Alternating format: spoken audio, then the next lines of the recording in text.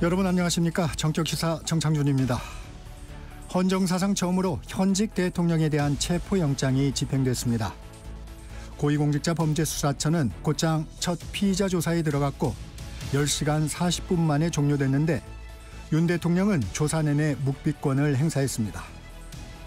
윤 대통령 측은 공수처 조사가 종료된 직후 체포 적부심을 서울중앙지법에 청구한 것으로 알려지면서 어떤 결과가 나올지 관심이 집중되고 있습니다. 김상욱 국민의힘 의원, 박지원 민주당 의원 차례로 만나 윤 대통령에 대한 체포영장 집행과 조사 상황에 대해 여야 입장 들어보겠습니다. 매주 목요일 코너죠. 진격의 경제, 문화 이슈에도 다양한 소식 준비되어 있습니다. 1월 16일 목요일 정격시사 출발합니다.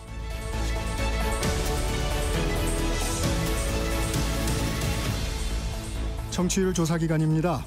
문자나 유튜브 댓글로 다양한 의견 보내주시고 혹시 청취율 조사 전화 받으시면 KBS 1라디오 정격시사 잘 듣고 있다 말씀 부탁드립니다. 정격시사는 유튜브로도 실시간 방송합니다.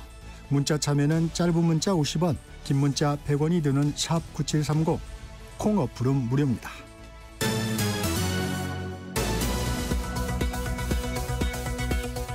뉴스브리핑 시작합니다.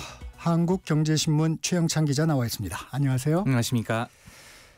네, 이스라엘과 팔레스타인 무장정파 하마스가 휴전에 합의했다는 소식이 있어요. 이 소식부터 전해주시죠. 예, 지금 이스라엘과 팔레스타인 무장정파 하마스가 현지 시각 15일 가자전쟁 휴전 합의했습니다. 2023년 10월 하마스가 이스라엘을 기습 공격한 뒤 1년 3개월 만입니다. 지금 중재국인 카타르와 하마스 관계자들에 따르면은 양측은 일단 42일간 교전을 멈춘 다음에 인질과 수감자를 교환하면서 영구적 휴전을 논의하는 3단계 휴전에 합의를 했습니다. 지금 외신 등에 따르면은 네타냐후 이스라엘 총리와 끈끈한 이 트럼프 당선인이 나선 덕분이다 이런 분석을 내놓고 있는데요. 네. 일단 이스라엘은 16일 양측 합의안을 내각 투표에 붙인다고 밝혔습니다. 네. 이스라엘 내각이 이를 추인한 뒤 휴전 돌입 일자가 결정될 것으로 보이는데요. 일단 로이터 등이 보도한 합의안에 따르면은 하마스는 6주간 이어질 휴전 첫 단계에서 인질 33명을 석방을 합니다. 네. 이 가운데 여성 19세 미만 어린이 등을 먼저 풀어주고 그 다음으로 50세 이상 남성을 풀어준다는 내용입니다. 네. 하마스는 인질 중 생존자를 먼저 석방한 다음에 시신을 귀환시킬 계획이고요. 네. 일단 일주일에 3명씩 풀어주다가 휴전 기간이 끝나기 전에 나머지를 전부 석방할 예정입니다. 네. 지금 2023년 10월 이후 붙들린 팔레스타인 여성 어린이 수감자는 모두 풀어주기로 했고요. 이스라엘군은 일단 휴전 첫 단계에서 가자지구에서 점진적으로 병력을 철수해야 하고 이제 2단계, 3단계를 거쳐서 이제 최종적으로 휴전이 되면은 이 유엔이 감독한 가운데 가자지구 재건을 개시하게 됩니다. 네, 국내 소식 알아봅니다. 헌정사상 처음으로 현직 대통령이 결국 체포됐습니다. 예, 고위공직자범죄수사처는 어제 오전 10시 33분 내란 우두머리 혐의를 받는 윤석열 대통령을 체포했습니다. 비상계엄 선포 43일 만에 신병을 확보한 겁니다. 영장 집행이 가까워지자 윤 대통령 측은 자진 출석 의사를 밝히기도 했지만 네. 이걸 공수처를 받아들이진 않았습니다. 대통령 경호처도 1차 집행 때와는 달리 크게 저항하지 않았는데요. 수사팀은 집행 시도 5시간 만에 윤 대통령의 체포영장 집행을 마무리했습니다. 관저에서 나온 윤 대통령은 곧바로 과천 공수처 청사로 이송됐습니다. 네, 윤 대통령은 불법 수사라고 반발하면서 끝까지 싸우겠다 의지를 밝혔습니다. 그렇습니다. 윤 대통령은 관저를 떠나기 전에 국민들과 함께 끝까지 싸우겠다고 말한 것으로 알려졌습니다. 윤 대통령은 관저에서 녹화한 영상 메시지를 통해서도 유혈 사태를 막고자 불법 수사지만 출석하기로 했다고 설명했는데요. 체포 후 소셜미디어에 올라온 장문의 자필 입장문을 통해서는 계엄은 범죄가 아니다라고 반박했습니다. 네. 특히 계엄 선포의 주된 배경으로 지목된 부정선거 의혹과 관련해 부정선거를 가능하게 하는 선관위의 엉터리 시스템이 다 드러났다며 처벌 증거가 부족하다고 음모론으로 일축할 수 없다고 주장했습니다. 윤 대통령은 조사 첫날인 어제는 10시간 40분간 조사를 받았습니다. 구체적으로 어떤 내용이 오갔는지 나왔나요? 예, 일단 윤 대통령은 줄곧 진술을 거부한 것으로 확인됐습니다. 네. 또 조사 열람도 하지 않고 날인을 거부한 것으로 나타났는데요. 지금 이런 과정이 피의자의 권리이기 때문에 저지할 방법은 없다는 게 공수처 측 설명입니다. 네. 참고로 법원은 날인이 없는 피의자 신문 조서의 증거 능력을 인정하진 않습니다. 이 공수처가 200여 쪽 분량 질문지를 준비했지만 윤 대통령 조사 태도를 감안할 때 체포 유효 시간인 48시간 내에 유의미한 답을 얻기는 어려울 것으로 보입니다. 지금 속보가 전해졌는데 오늘 네. 조사 시간은 윤 대통령 측 요청에 따라서 오후 2시부터 진행될 예정입니다. 네, 오후 2시부터 재조사가 이루어지겠군요. 예. 네, 윤 대통령이 지난밤 구금된 곳은 서울구치소인데 어떤 곳인가요? 예, 서울구치소는 공수처에서 5km 떨어진 곳으로 차로 10분 거리입니다. 윤 대통령은 사실 구속된 신분은 아니기 때문에 소지품이나 의복 등을 확인하는 이 간이 신체 검사를 받게 됩니다. 구치소에서의 생활도 윤 대통령이 현직 대통령 신분으로 여전히 경호와 경비대사인 점이 좀 고려됐는데요. 박근혜 전 대통령, 이명박 전 대통령 사례와 비교하면 윤 대통령도 3평 정도 되는 독방에 수용된 것으로 알려졌습니다. 네. 2017년 3월 서울구치소에 수용됐던 박 전 대통령도 이 비슷한 넓이의 독방에서 생활한 바 있습니다. 참고로 윤 대통령이 변호인 접견은 언제든지 할 수 있습니다. 다시 한번 전해드리면 공수처가 윤 대통령에 대한 조사를 오늘 오후 2시에 다시 시작을 하기로 했습니다.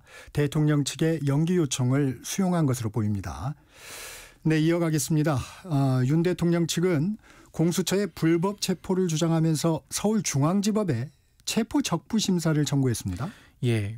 윤 대통령 변호인단이 어제 공수처의 윤 대통령 첫 조사가 끝난 다음에 입장문을 냈습니다. 이런 내용인데 수사권 없는 공수처는 관할권 없는 법원으로부터 발부받은 불법 체포영장으로 대통령 관저에 불법 침입해 대통령에 대한 체포를 감행했다 이런 주장인 겁니다.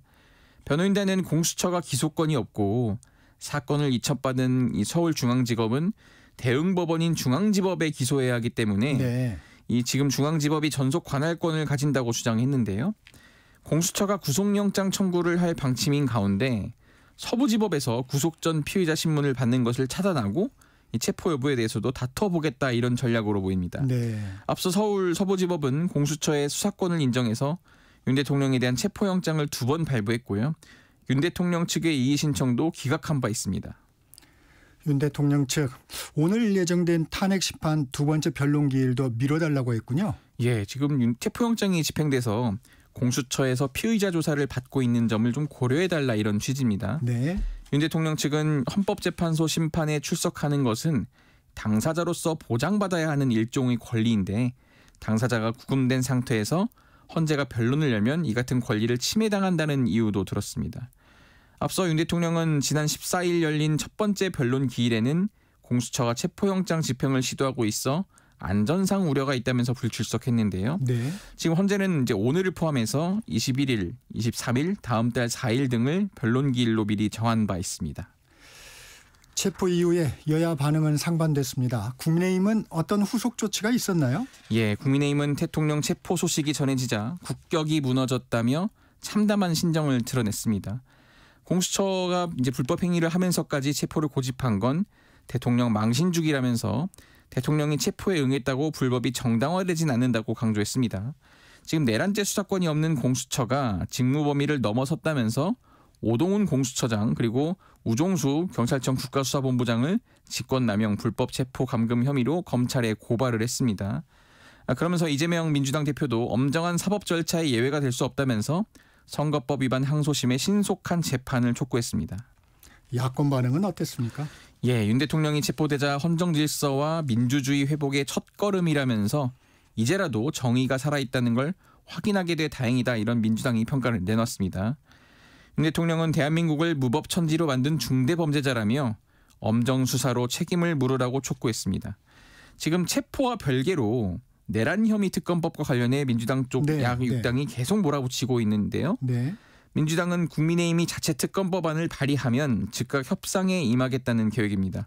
일단 오늘 본회의를 특검법 처리 시한으로 밝혔지만 여야 합의 시 내일로 늦추고 외환 혐의 조항에 대한 협의도 여지를 열어뒀습니다.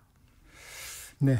비상계엄 사태 이후에 우리 경제뿐 아니라 고용 시장도 급격히 얼어붙은 것으로 나타났어요. 예, 지난달 취업자 수는 1년 전보다 5만 2천 명 줄었습니다.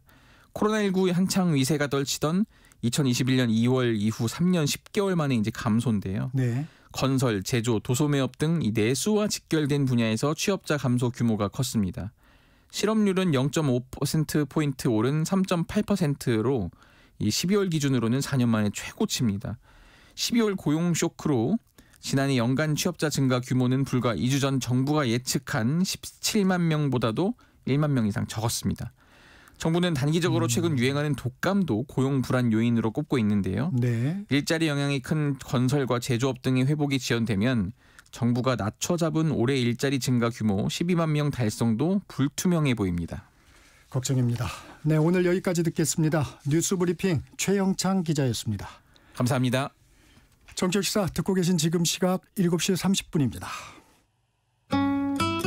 전격 시사 날씨 정보입니다. 아침까지는 추위가 이어지겠습니다. 현재 서울과 부산의 기온이 영하 3도를 보이고 있고 찬바람의 체감 온도는 더 떨어져 있습니다. 하지만 한낮에는 서울 5도, 대전, 광주 7도, 대구 8도 등으로 어제보다 2도에서 6도 정도 오르면서 평년 기온을 회복할 것으로 예상됩니다.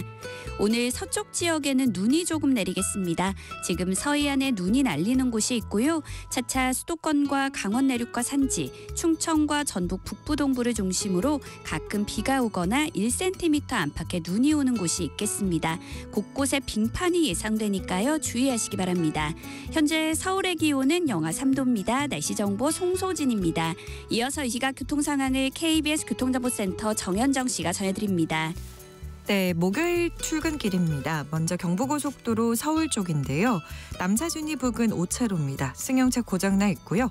경부 동탄터널에서 작업을 하고 있습니다. 양재 부근에서 반포까지 정체고요. 반대 부산 방향은 목천 부근 2차로는 화물차 사고 있습니다. 주의가 필요하겠고요. 옥산 휴게소에서는 고장난 승용차가 서 있습니다. 청주 분기점에서는 화물차와 승용차가 추돌했고요. 사고 처리로 여파로 막히고 있습니다. 서해안고속도로 서울 쪽인데요. 서평택 분기점에서는 진출로 갓길에서 고장난 차 처리하고 있고요.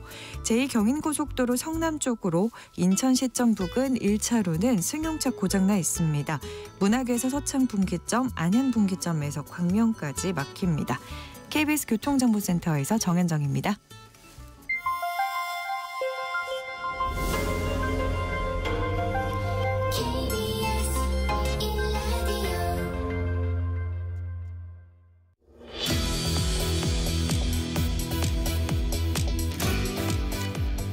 윤석열 대통령 체포에 대한 여야 반응이 엇갈리고 있습니다.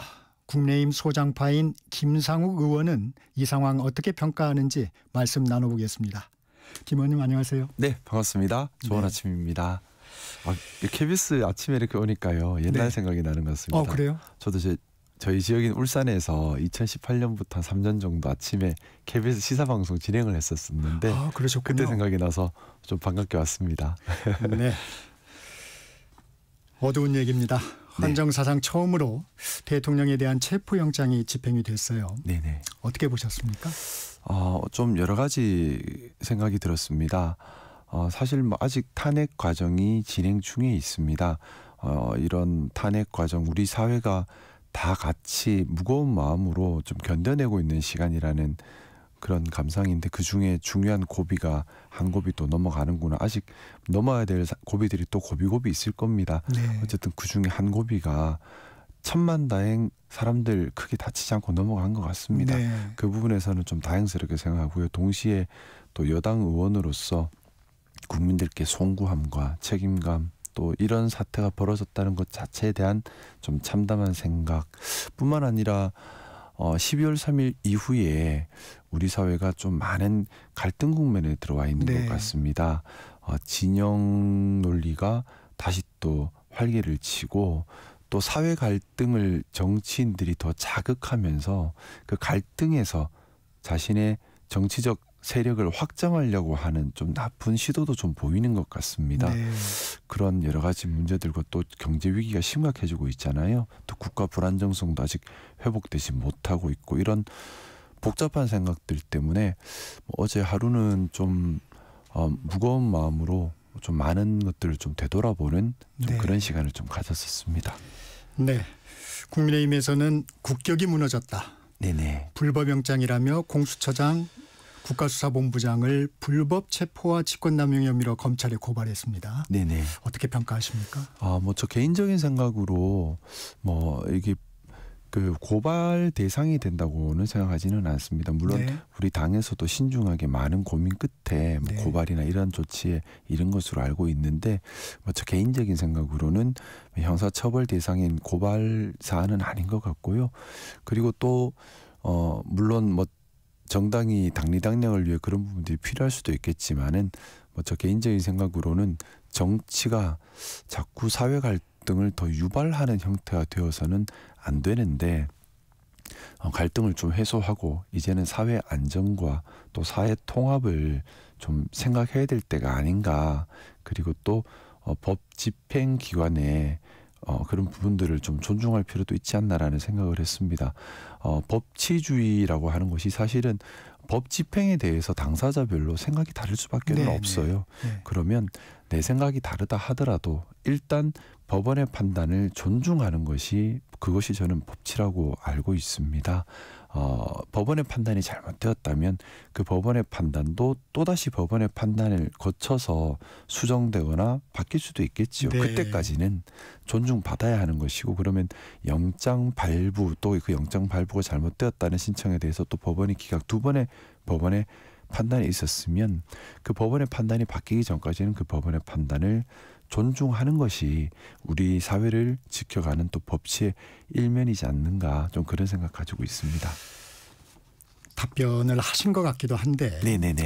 그 국민의힘 의원 상당수 네네. 또 대통령 변호인단 네네. 이 측에서는 지금 체포영장이 불법이라고 주장을 합니다. 네네. 같은 맥락에서 이런 부분에 네. 지금 반응들은 어떻게 보십니까? 뭐 정치적 주장은 가능할 수도 있을 겁니다. 그리고 또 사실 좀 원론적인 문제는 있습니다. 뭐냐 하면 이번 12월 3일 사태가 친위 쿠데타적 성격이 있습니다. 네. 또 법무부, 검찰, 경찰 다 같이 동원이 됐습니다. 수사 주체와 객체가 겹칩니다. 그러면 수사하는 수사 주체 입장에서는 조직 방어 또는 뭐 네트워크 방어 측면에서 자기 조직이 관련돼 있는 것들을 줄이려는 시도도 충분히 있을 수 있겠지요. 또 공수처는 공수처대로 문제가 있습니다. 공수처 설립 취지와 수사 대상 부분에서 과연 내란죄가 들어갈 수 있느냐라는 본질적인 네네. 또 의문이 있습니다. 그러다 보니 공수처든 검찰이든 경찰이든 이 친위 쿠데타적 12월 3일 사태 수사에 적합하지 않은 면이 있어요. 네. 그러다 보니 수사가 제대로 탄력받기도 힘들고 혼선을 빚을 수밖에 없습니다.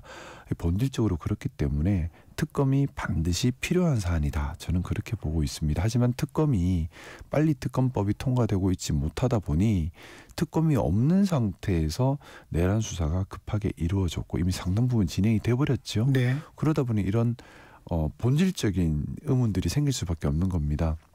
과연 적법한 수사인가? 근데 형사 절차라고 하는 것은 작은 잘못만 있더라도 나중에 처벌할 때 문제가 생길 여지가 있습니다. 그렇기 때문에 사실 좀 저희 여야를 떠나서 이 수사가 원만하게 이루어질 수 있도록 특검에 관한 합의가 빨리 이루어지기를 좀 간절히 바라는 바람이고요.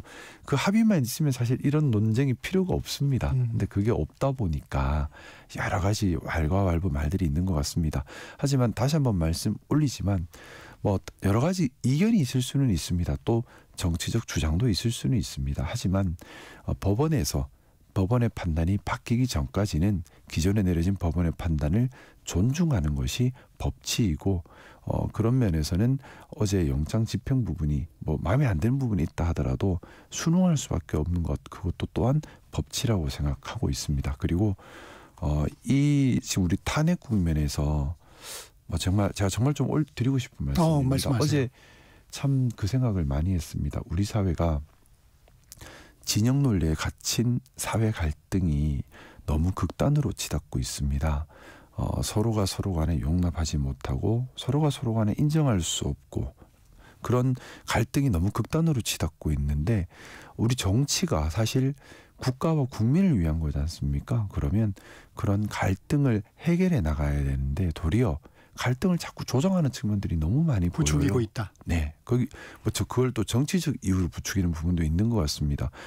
갈등에서 정치적 자양분을 얻는다면 올바른 정치는 아니라는 생각입니다. 그런 면에서 우리 여당이든 야당이든 갈등을 부추기는 면은 없는가, 좀 더 품격 있게 성숙한 정치를 할 수는 없는가, 국가와 국민을 위한 정치를 할 수 없는가, 좀 되돌아보는 시간이 필요하지 않나는 생각도 해봤습니다.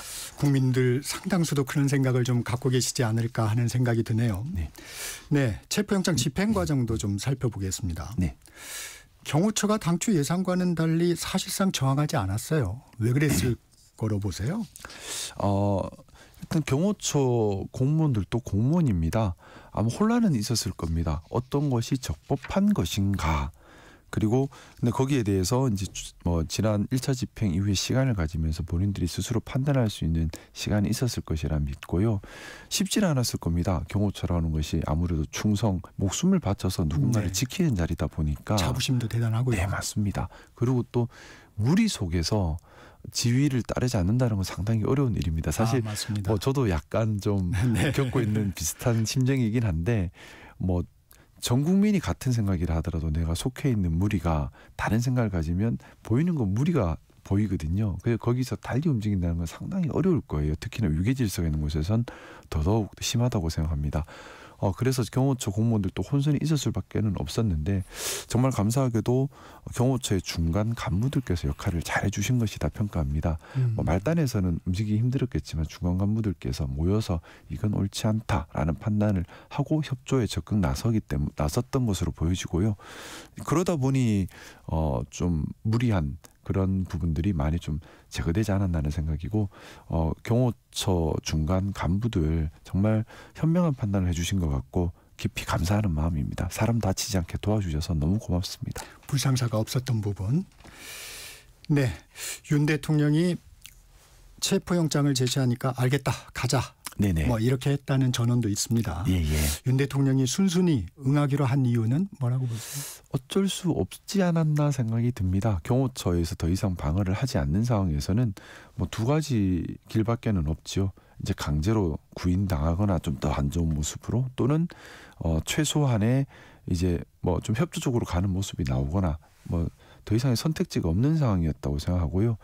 뭐 윤석열 대통령께서 지금까지 보여왔던 일련의 모습들을 봤을 때는 먼저 스스로 절차에 협력하는 모습이 사실 없었습니다. 그동안은요. 예. 그래서 어제 모습도 뭐 더 이상 피할 수 없는 단계에서 이제 움직인 것이 아닌가 저는 그렇게 보고 있습니다. 윤 대통령이 직접 작성한 자필 편지도 공개가 됐어요. 네네. 거기에 이제 비상계엄은 범죄가 아니다. 네. 계엄은 내란이라는 프레임으로 탄핵 소추가 됐다. 이런 주장을 하셨어요. 네네. 이런 부분은 좀 어떻게 생각하세요? 저는 뭐 개인적으로는 12월 3일 일은 분명한 내란이다 이렇게 보고 있습니다. 전 국민께서 보셨던 것처럼 헌법 기관인 국회를 해산할 목적으로 무장군인을 투입을 했고요. 또 헌법기관인 국회의원들이 계엄 해제를 위해 국회에 들어오는 것을 막으려고 했습니다. 그런 또 뿐만 아니라 국회를 해산하고 새로운 네. 그 입법기관을 만들려고 했고요. 뿐만 아니라 계엄 사유 부분도 사실은 불분명하죠. 부정선거를 얘기하지만 어제 뭐 중앙선거관리위원회 위원장님께서도 강력하게 얘기를 하셨지 않습니까? 네, 그런 것이 그런 것이 없다. 전 그런 것이 있으면 압수수색을 받아서 다 와라, 다 협조하겠다. 사실은 부정선거가 있었으면 본인이 관리하고 있는 검찰이나 경찰을 통해서 얼마든지 조사를 할 수 있는 부분입니다. 그런데 지금 그런데도 하지 못했던 것이 뭐 국정원에서도 그런 것도 없다는 보고를 했던 것으로 알고 있고요. 지금 증거가 나오는 것이 없기 때문에 결국 하지 못했던 거지 않습니까? 그러면 계엄 사유도 없었고 했던 것은 헌정질서 유린이었습니다. 그렇기 때문에 분명한 내란이고 그 내란에 대해서 제가 정말 좀 우리 윤석열 대통령을 보고 너무 안타까운 부분이 그겁니다. 한 나라의 대통령입니다.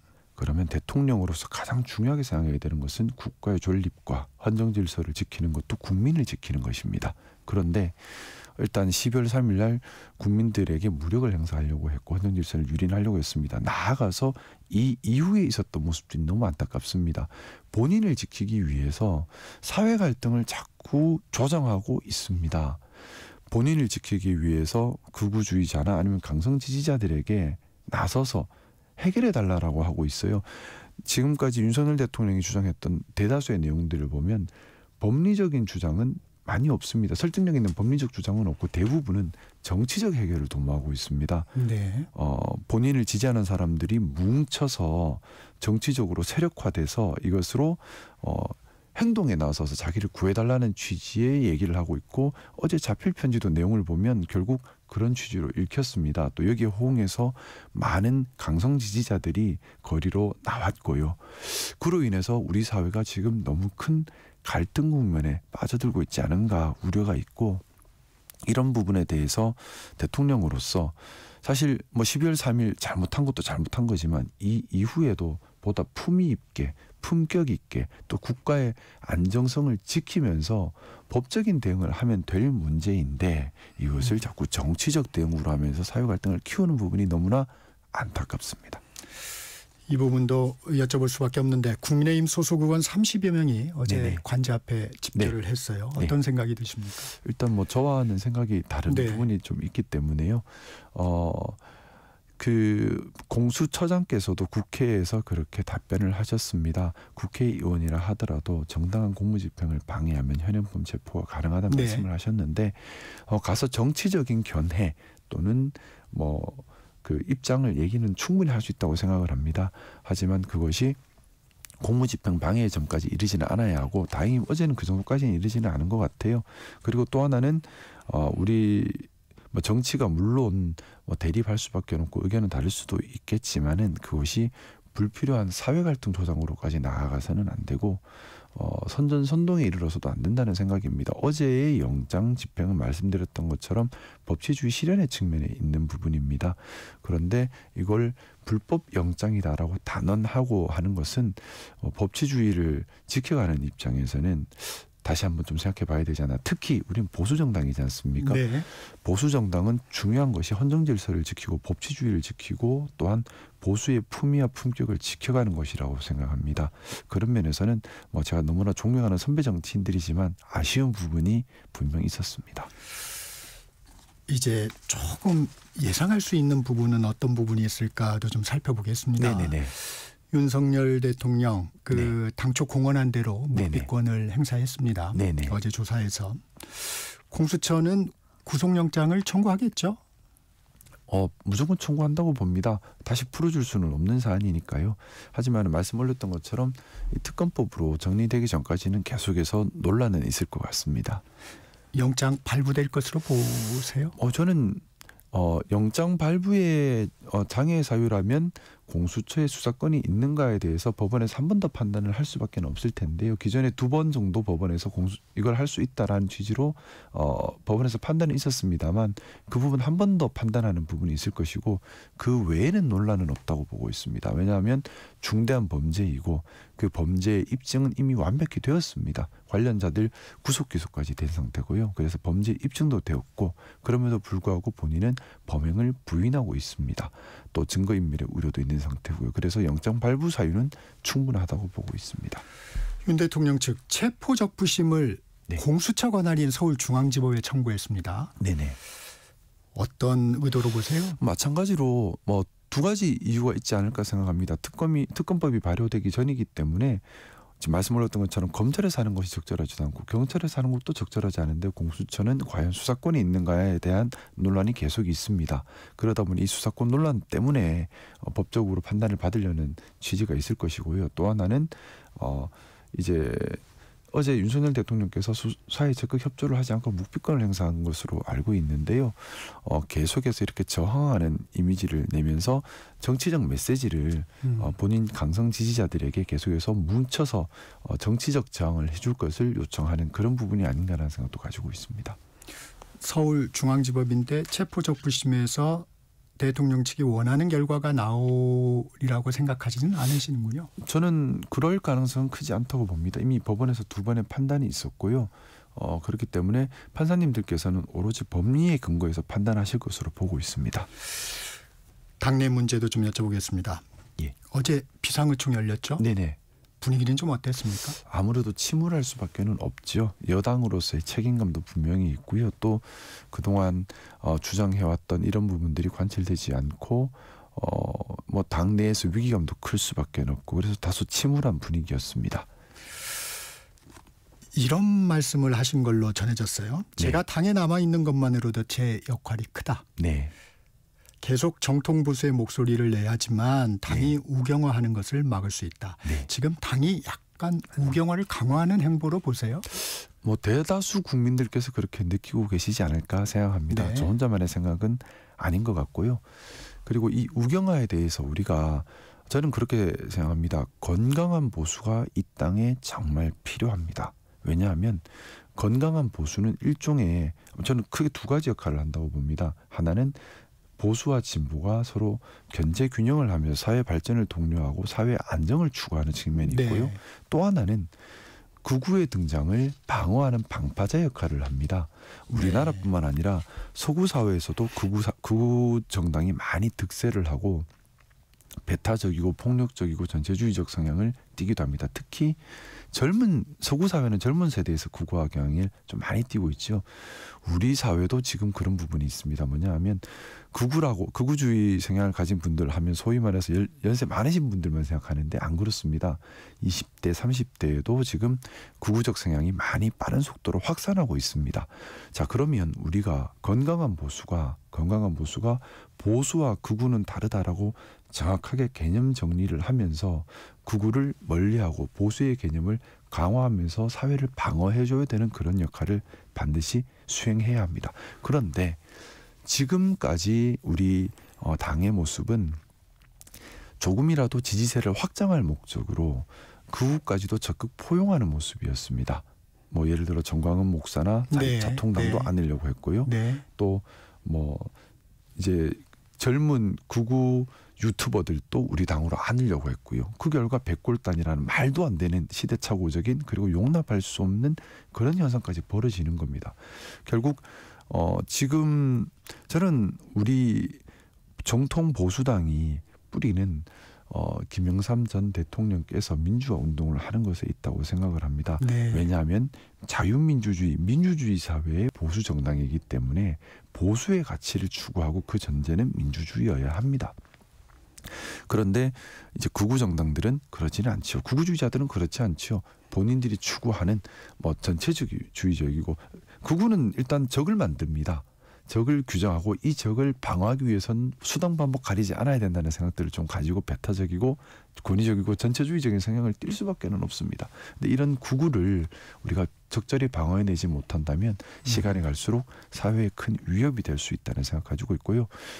제가 당에 남아있는 것만으로도 당에 큰 저는 역할을 하고 있다고 생각합니다. 그것이 저는 모든 제 말과 행동을 제가 추구하는 보수의 가치에 맞춰서 옳고 그름을 판단해서 얘기를 하려고 합니다. 당이 극우화되거나 우경화되는 것을 막는 데에 제 작은 목소리가 도움이 되었으면 합니다. 오늘 말씀하시는 중에 특검법이 지연되는 부분에 대한 아쉬움을 많이 토로를 하셨어요. 특검법 관련해서 좀 여쭤보겠습니다. 그 야당의 제3자 특검법 안에 있는 내란 선전 선동 혐의, 외환 혐의 이 부분에 대해서는 어떤 생각이십니까? 뭐 개인적으로는 민주당에서 굳이 외환 유치의 점까지 넣을 필요가 있었을까 좀 과하다 이런 생각 가지고 있습니다. 왜냐하면 외환 유치의 점이 성립하는지도 의문이고요. 또한 지금 중요한 것은 내란의 점에 대한 정확하고 신속한 특검 진행입니다. 외환 유치의 점이 있다 하더라도 그것은 추후에 또 판단할 수도 있는 점이라 생각을 합니다. 그리고 뭐 저는 좀 그 생각을 가지고 있습니다. 우리 국민들께서 참 현명하십니다. 민주당에서 무리하게 또는 겸양을 넘어서서 국민들께서 불쾌한 수준의 그런 특검법이나 그런 행동이나 그런 공격을 한다면 역으로 민주당도 어려움을 겪을 것이라 생각합니다. 뭐냐면 예를 들어 외환 유치의 점을 특검에 넣었는데 특검 결과 외환 유치의 점에 해당하지 않는다가 되면 그 정치적 역풍은 또 민주당이 책임을 져야 할 것이겠죠. 그렇기 때문에 저는 좀 이 국면에서 우리 국민의힘과 또 민주당 양당의 정치인으로서 책임 있는 공당의 정치인으로서 겸양을 좀 얘기하고 싶습니다. 민주당 일각에서는 일반인도 내란 선전선동으로 고발할 수 있다는 얘기를 하고 있습니다. 내란 행위는 끝이 났습니다. 이제 법적 평가만 남아 있습니다. 그럼에도 불구하고 선전선동을 얘기한다는 것은 법리적으로도 맞지 않은데 국민들 입장에서는 불안할 수 있습니다. 또 우리 당에서는 상대당이 집권하면 뭐 또 공산화된다라는 좀 넘치는 얘기도 있습니다. 자, 이런 얘기들이 국민들 입장에서는 불편할 수 있는 얘기라고 생각하고요. 우리가 좀 겸손할 필요가 있다는 생각입니다. 자, 마지막에 네네. 예 아니요라는 짧은 대답만 좀 요청을 네네. 드리겠습니다. 네네. 여야 합의가 안 됐을 때 네. 야당이 단독으로 특검 법안을 처리하면 네. 찬성표를 던지시겠습니까? 야니아로 대답할 수 있는 부분은 아닌 것 같습니다. 아, 그렇습니까? 그 부분은 제가 어제 사실 거의 밤새 잠 못 자고 계속 네. 고민을 하면서 연구를 하고 있는 부분이고요. 네. 저희 당 초안도 아직 나오지 않은 상태입니다. 그래서 보면서 제가 더 연구를 해야 될 부분 같습니다. 네, 오늘 여기까지 듣겠습니다. 지금까지 국민의힘 김상욱 의원과 말씀 나눴습니다. 고맙습니다. 감사합니다. 잠시 전하는 말씀 듣고 2부 전격 인터뷰에선 박지원 더불어민주당 의원 만나봅니다.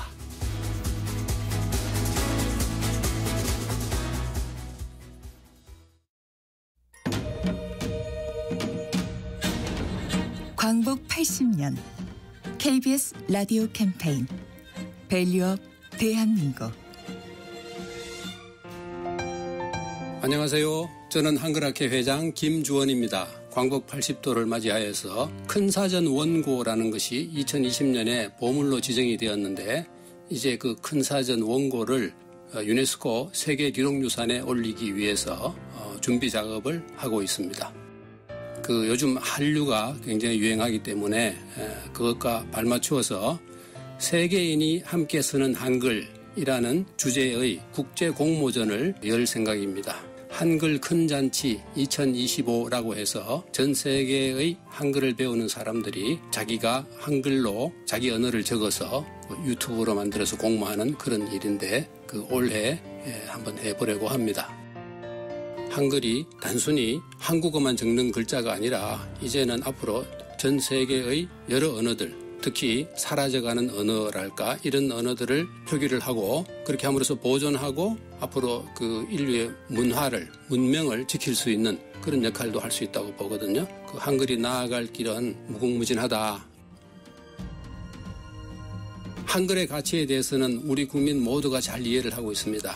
그런 점에서 이제는 한글 주권, 우리 한글에 대해서 자부심을 가지고 지켜나가고 발전시켜 나가자. 그런 생각을 온 국민이 다 가지는 것이 가장 중요할 것 같습니다. 광복 80년 우리가 가야 할 길을 묻습니다. KBS 라디오 캠페인 밸류업 대한민국이었습니다.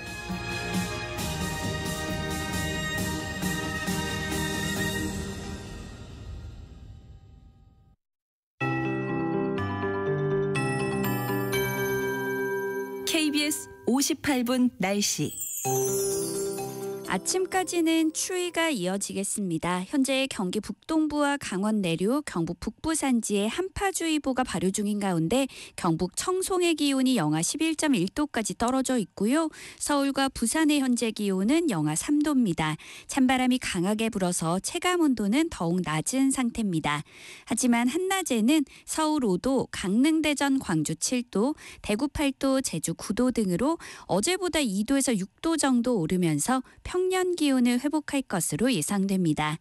오늘 서쪽 지역에는 눈이 조금 내리겠습니다. 지금 서해안에 눈이 날리는 곳이 있고요. 차차 수도권과 강원 내륙과 산지, 충청과 전북 북부 지역을 중심으로 가끔 비가 오거나 눈이 내리겠습니다. 예상되는 눈의 양은 대부분 1cm 안팎, 강원 내륙과 산지는 최대 5cm 정도가 되겠고요. 이 눈과 비는 오후에 대부분 그치겠습니다. 곳곳에는 빙판이 예상되니까요. 미끄럼 사고가 발생하지 않도록 주의하시기 바랍니다. 한편 강원 영동과 경상도 해안에는 수일째 건조주의보가 이어지고 있고 바람도 강하게 불고 있어서 불조심하셔야겠습니다. 현재 서울의 기온은 영하 3도, 습도는 55%입니다. 송소진입니다.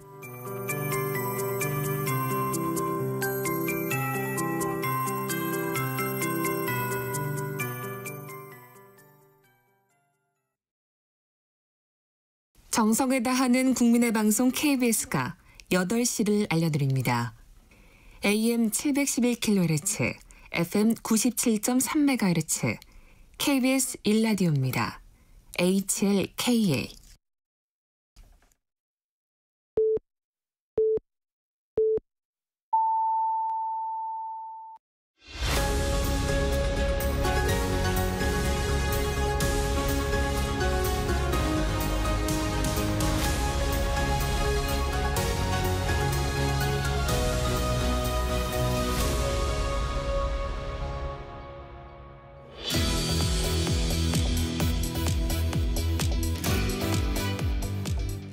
정책기사 인터뷰, 이번엔 야당 쪽 박지원 더불어민주당 의원 만나보겠습니다.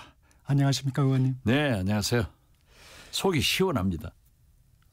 먼저 소회를 여쭤보려고 했더니 말씀 주셨네요. 그러나 안타깝죠. 네. 저도 어젯밤 누구처럼 잠을 설쳤어요.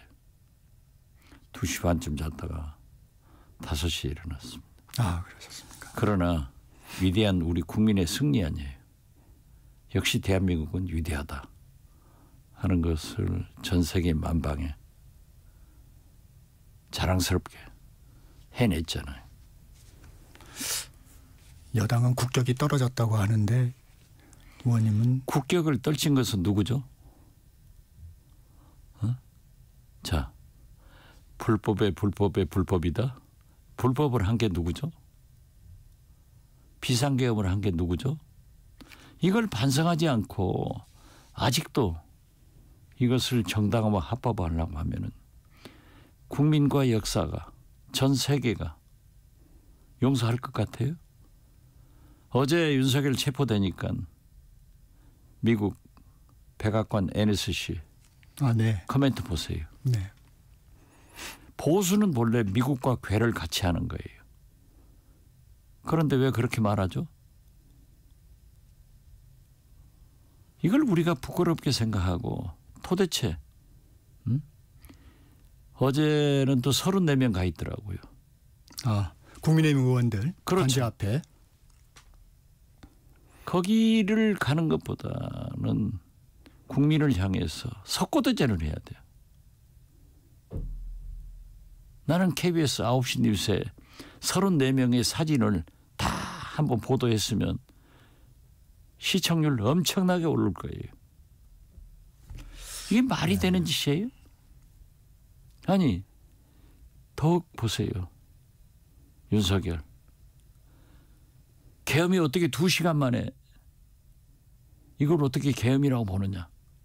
마지막까지 종북 좌파 세력, 부정선거. 있을 수 있는 일이에요? 저는 어떤 경우에도 이건 용서받지 못하고 조갑제닷컴의 조갑제 대표. 네. 보수 농객 중에 농객 아니에요. 네. 이분이 나와서 하는 얘기가 굉장히 가슴에 찡하더라고요. 우리나라가 왜 이런 또 쿠데타가 났느냐. 지금 아프리카도 동남아시아도 남미도 안 난다. 엄벌에 처하지 않았기 때문에 과거에 쿠데타 했던 사람들을 사면해주고 살게 했기 때문에 이런다. 그러면서 내후외환 네. 반란죄는 사형 혹은 무기다. 이런 얘기를 하더라고요. 예, 소회를 말씀을 해주셨으니까 이제 좀 구체적으로 좀 여쭤보겠습니다. 공수처 조사 어제 10시간 40분 정도 진행이 된 것으로 전해 들었는데 예상대로 윤 대통령은 진술 거부권을 행사하고 있습니다. 수사대처법 누구보다도 잘 아는 윤 대통령일 텐데 이 부분은 좀 어떻게 보십니까? 그게 일생을 검찰로 살았고 검찰총장에서 대통령 된 사람이 할 짓이에요? 그러한 것 때문에 마지막이라도 좀 아름다운 모습을 보였으면 했는데 그렇지 못하잖아요. 그리고 또 거기 나온 거 보세요. 포고령을 김용현 국방장관이 잘못 받았었다. 네. 정진석 비서실장이 마치 대통령을 남미 마약 갱단처럼 취급한다. 그렇죠. 이런 얘기를 했는데. 대국민 호소문을 얘기했죠. 그렇죠. 정진석 비서실장 표현을 잘했더라고요. 딱 마약 갱단하고 똑같은 윤석열 아니에요. 그런데 저는 그보다도 더 못한다. 어떻게 박근혜 대통령도 최순실까지도 내가 했다 하고 가잖아요. 가서 공수처에 가서 하는 게 고작 지금 구속되어 있는 제일 측근 부하 고등학교 후배 네. 선배죠? 이런 사람을 포고령 잘못 받았어서 책임 전가하는 게 대통령이에요? 그게 윤석열이라는 인간 아닙니까? 김용현 전 장관이 선배죠. 1년 선배죠. 네네. 네. 사실 체포영장은 조사를 위한 것으로 저희가 알고 있는데 이렇게 이제 진술 거부권을 행사하면 체포 자체가 좀 실효성이 없는 거 아닌가요? 어떻게 보세요? 자기가 공식적으로 나오라고 출두하라고 3번 했기 때문에 안 나오니까 체포영장, 또 체포를 못하니까 연기 법원에서 나왔잖아요. 저렇게 진술 거부권을 하면은 어제 서울구치소의 방에 있더라고요. 그게 전부 아침에 보도됐던데 네. 저는 서울구치소에서 3년 살아봤지만은 그 방은 안 가봤어요. 즉 체포영장이 발부돼서 48시간은 그 방에 있는 거예요. 거기는 안 가봤는데 저도 체포영장 발부돼서 특검에서 잤어요. 네. 사무실에서. 그런데 어떻게 됐든 48시간을 경고하려면 구속영장 청구해야죠. 네. 청구하기 위한 자기가 진술 거부하면은 더 확실한 조사를 위해서 구속 기소해야 되는 거 아니? 구속하는 거 아니에요? 구속영장을 발부하게끔 자기가 지금 매를 벌어서 맞는 거예요. 애들 말로. 오히려 구속영장을 발부하기 쉽게 그렇죠. 지금 대응하고 있다. 예. 윤석열 대통령은 서울중앙지법에 체포 적부심을 청구를 했습니다. 이 부분은 좀 어떻게 보세요? 지금 윤석열 대통령은 여러 가지를 쇼핑해요. 자, 공수처는 못 가고 중앙지검으로 간다. 서부지법은 안 되고 중앙지법으로 한다.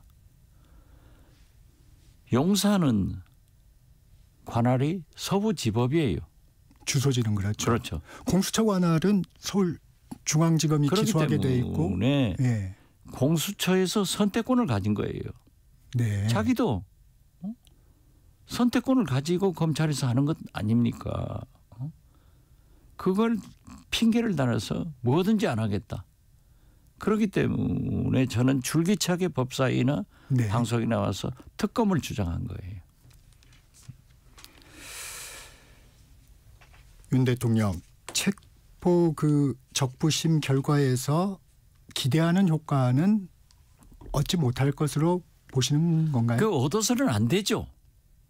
우리나라가 법치국가인데 반란, 외환, 내란, 반란, 우두머리를 체포영장 없이 긴급 체포하라고 저는 요구했어요. 현행범하고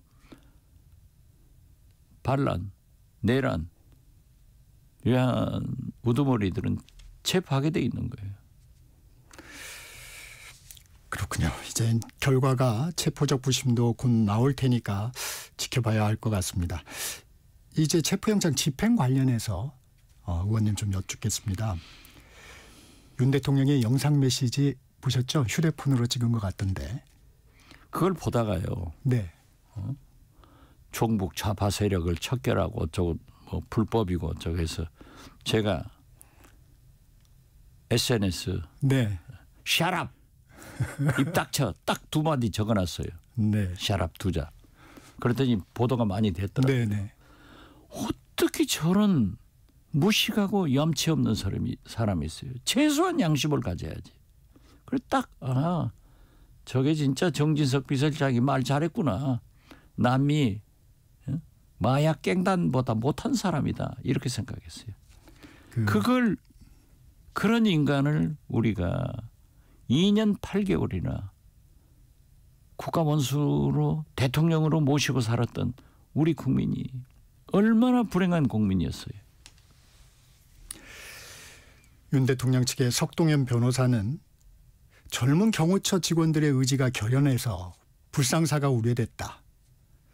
그래서 대통령이 출석을 협의하게 됐다. 뭐 이런 입장도 얘기했는데. 글쎄요. 그것은 뭐 변호인들이 하는 얘기는 개념할 필요 없다고 저는 생각합니다. 네. 그렇지만은 이번에 공조본에서 네. 즉 공수처와 경찰이 네. 심리전을 잘했어요. 그리고 저도 5년간 그 중견 간부들하고는 함께 근무한 사람들이라 잘 알아요. 그때 인연이 좀 있으셨던. 그렇죠. 네. 그리고 그 문제가 많은 김성은 차장도 알아요. 경호차장. 예, 제 사무실에도 왔다 가고 했는데 그분들이 내란 우두머리를 어떻게 보호하느냐. 국가를 위해서 국가를 보호하고 충성해라 하는 심리전에 전부 무너졌어요. 그리고 그분들이 다 공직자 아니에요? 네. 만약 기소되면은 공무집행 방해로 기소되면은 소송 비용 제일 큰 것은 공무원 연금을 못 받아요. 연금이 정말 큰 그런 걱정거리 중에 하나였을까요? 그렇죠. 경호처라는 직원들이 좀 자부심도 자긍심도 엄청나게 세죠. 예, 제가 청와대 근무해봤고 국정원 근무해봤는데 경호관들은 진짜 신체도 멋쟁이들이고 운동 잘하고 실력이 보통 실력이 아니에요. 그리고 사명감을 가지고 있다고요. 딱 국정원 직원들하고 그 문제는 같더라고요. 그리고 이 사람들은 날아오는 총을 피하지 않고 자기가 대신 맞는 거예요. 창을 맞는 거예요. 그런 훈련을 하고 산 사람들인데 국가를 내란 우두머리를 어떻게 보호하느냐. 이건 아니지 않느냐. 그리고 너희 가족들 앞으로 어떻게 할래. 무너지더라고요. 그래서 이 심리전의 성공이다. 집행되기 전에 이런 부분을 좀 예상하셨습니까? 저는 예상했어요. 그러니 절대 된다. 저희 언론에서도 다 유혈 충돌을 우려를 전하는 나는 이 언론이 대목에서 많았는데. 최상목 등의 그 회색적인 네. 대통령 권한대행을 진짜 비난하고 싶어요. 사법부에서 체포영장이 발부됐고 국가 공권력이 집행하려고 하는데 대통령 권한대행에게 제가 요구를 했어요.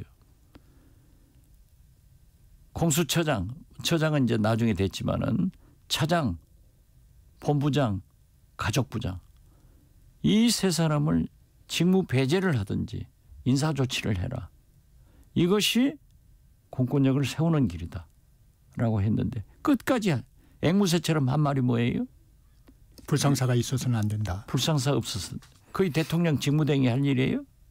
저는 최상목 대행이 어떻게 됐든 세 분의 헌법재판관을 임명하지 않은 것은 유감스럽지만은 그래도 두 분을 임명해서 헌법재판 8인 체제로 정상화시킨 것은 잘했다고 평가해요. 그 나머지 잘한 게 뭐 있어요? 그분이 2년 8개월 3년간 청와대 경제수석, 경제부총리 하면서 우리 경제 좋아졌어요? 그런데 끝까지 그렇게 회색적이고 앵무새.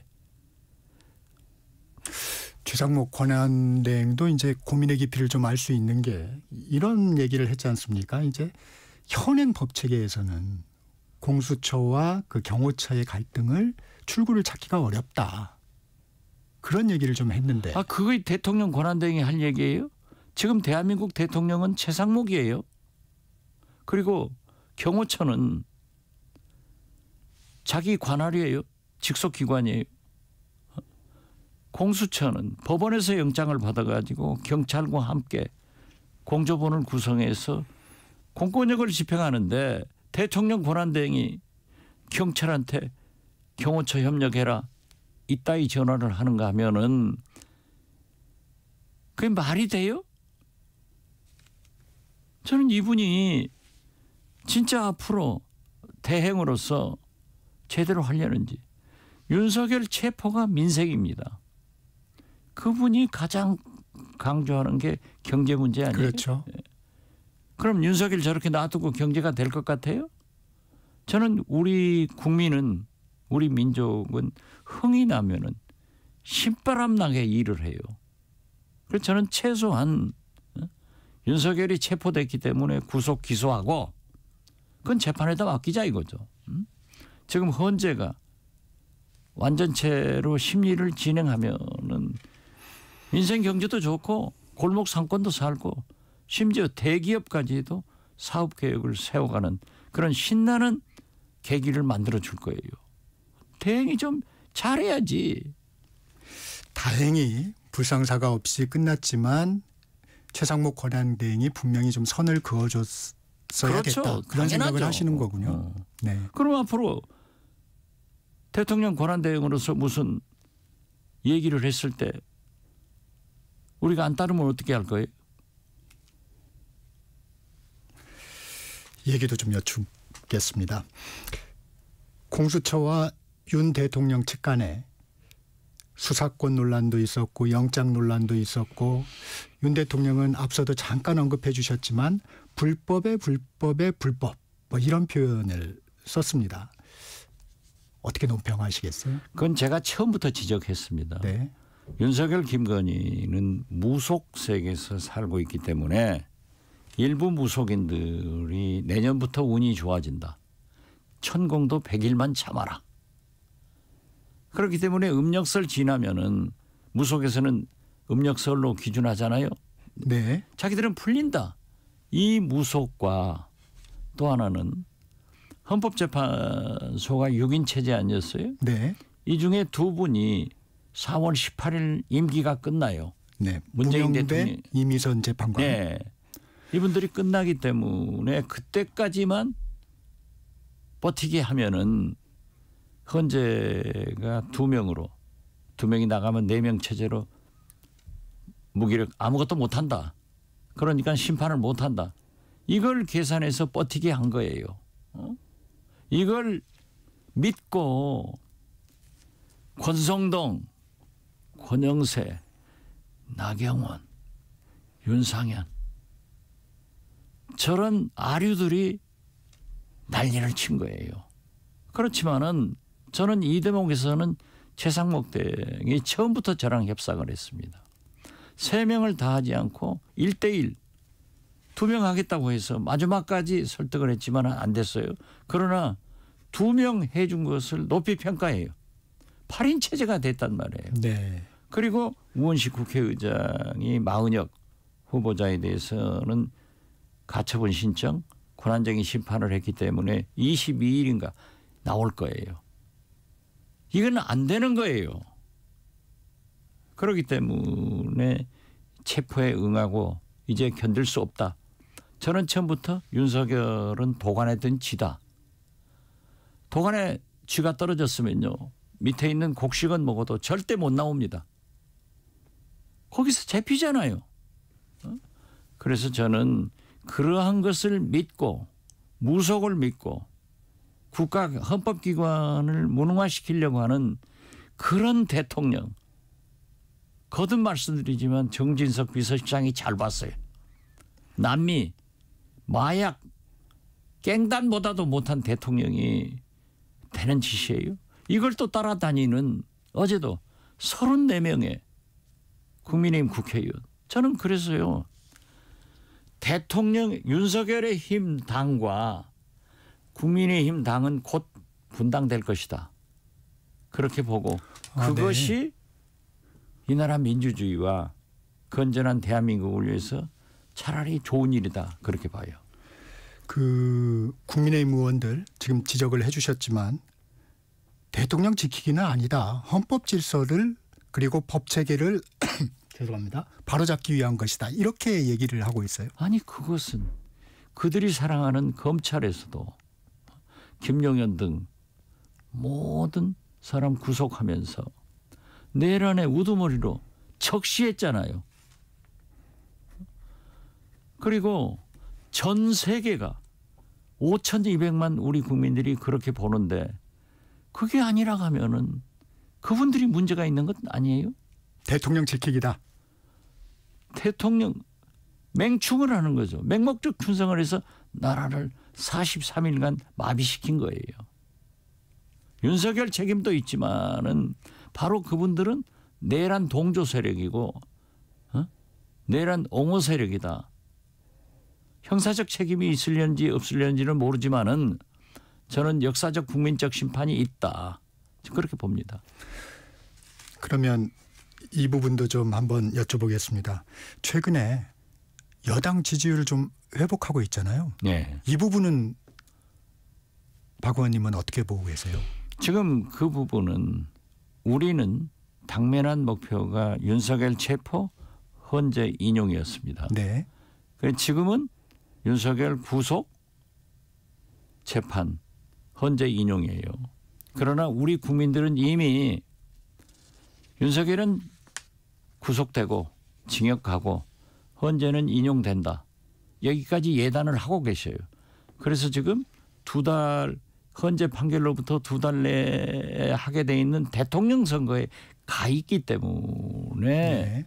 그러한 예단이 나오고 이건 우리가 어떻게 박근혜 탄핵해가지고 민주당 문재인이 대통령 돼가지고 우리가 5년간 얼마나 고생했냐. 다시는 민주당 진보 계열로 정권 안 뺏기겠다. 이것이 응집된 거예요.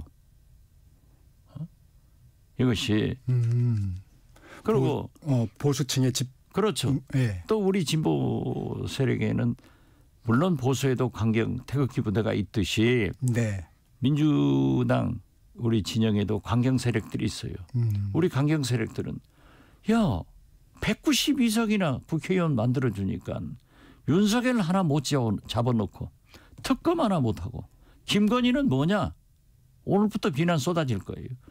이런 것들에 대한 불만이 있어서 하지만은 저는 우리가 여론조사를 의식하고 다음 대통령을 선거를 거론하면은 역사와 국민 앞에 바른 태도가 아니라고 생각합니다.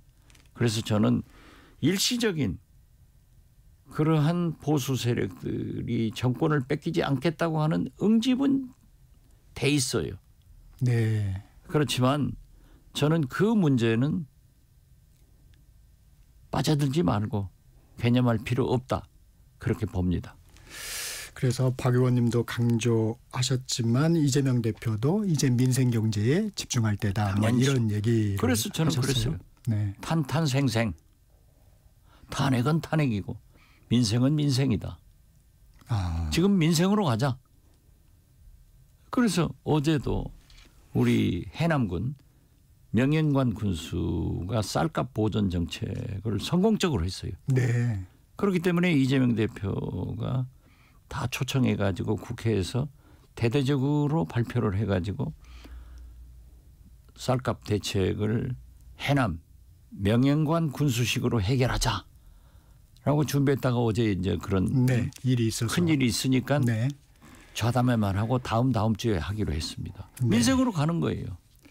그 윤석열 체포가 민생이에요. 김건희 여사 얘기도 잠깐 언급하셨어요. 조국혁신당에서 윤석열 대통령과 경제, 정치, 주술 공동체인 김건희 여사도 조속히 체포해야 한다 했는데 어떤 당연하죠. 지금 현재 서울 고검에서 최강욱 전 의원이 도이치모터스 주가 조작에 대해서 항고를 해놨어요. 네. 거기서 수사가 잘 되고 있는 것으로 알고 있습니다. 명태균 씨 관계는 창원지검에서 하고 있는데 원체 이 체포, 탄핵 이 빅뉴스에 가려져 가지고 구체적인 것은 안 나오고 있지만 이제 윤석열이 체포됐으면 다음 김건희 아니에요? 당연히 가야죠. 김건희 여사 특검법도 추진하시는 거죠? 지금 현재는 내란 특검만 추진하고 있는데요. 국민의힘이 국회의원들이 제정신이 있다고 하면은 국민과 함께 하겠다고 하면은 해야죠. 조금 더 쿠킹하고 있습니다. 소위 요리하고 있습니다. 준비하고 있습니다. 네. 네. 그러나 정치는 생물이고요. 네. 검찰은 괴물이에요. 정치는 민심과 함께 국민과 함께 움직인단 말이에요. 국민이 바라는 대로 가주는데 검찰은 왜 괴물이냐. 권력에 따라서 조작하고 만들어내요. 이제 윤석열이 무너졌는데 검찰이 어떤 조직이에요? 표변에서 김건희 간도도 곧 불러가요. 이건 참 인간적으로 부부 자식은 함께 구속하지 않는 게 과거의 통례니까 법은 만인 앞에 평등하다고 했지만은 법에도 눈물이 있었어요. 아, 네. 그렇지만 윤석열이 이재명 부인, 조국 부인, 가족 어떻게 했어요? 그리고 김건희는 사실상 보면은 윤석열을 이렇게 만든 장본인 아니에요?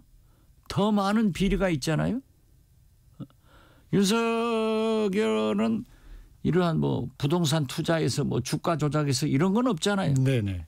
이 사람 많아요. 그런데 여기를 어떻게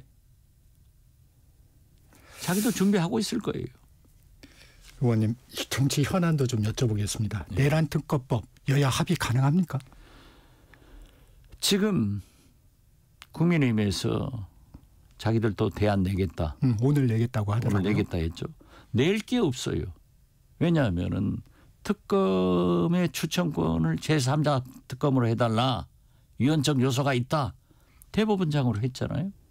대법원장이 우리 민주당 추천하는 사람 하겠어요? 국민의힘 추천하는 사람이 있어요. 저는 대법원장은 가장 중립적인 분을 두 분을 추천할 거예요. 하게 돼 있으니까. 그러면 과거 민주당이 주장한 법에는 두 분 추천하더라도 민주당과 조국혁신당 즉 야당에서 비토권을 행사하게 돼요. 그러니까 그게 위헌적이고 공평하지 못하다. 아니, 그것도 없었어요. 다 들어준 거예요. 자기들이 요구한 건. 그런데 무슨 대안? 지금 현재 딱 문제가 되고 있는 게 외환 혐의. 외환은 지금 현재도 외환죄라는 외환죄이 들어가지도 않았습니다. 거기에 현미경을 가지고 봐도. 그런데 그걸 구실 잡아서 마치 카톡 검열법처럼 프레임을 씌워가지고 맹목적 공격을 하는 거예요. 그러나 저도 싹 반격을 하니까 지금은 없어지더라고요.